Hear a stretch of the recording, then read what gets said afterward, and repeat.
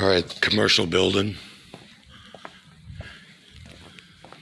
So we got ceiling mount vents. The return comes back from the ceiling, and the supply is also on the ceiling. So what you can do if you're doing a little remodel is you can add these floor vents. Boom, boom, and one down here, right? This is how it looks in the back wall. Tapped off the duct, come down, shoots.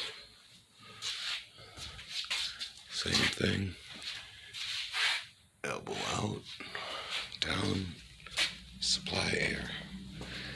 This is an extra stack vent, and it needs to be made on site, pre-made register boot, and then they put this stack vent with a deep throat on it, 10-inch, I believe. And then there's the third, same idea, coming off supply, right? Boom, bangs in. So when you want to add some warmth to your floor in these commercial spaces with the rooftop units, consider running these auxiliary jump ducts down to the floor. That way we can get hot air to rise. Gold Star HVACR LLC. Appreciate it.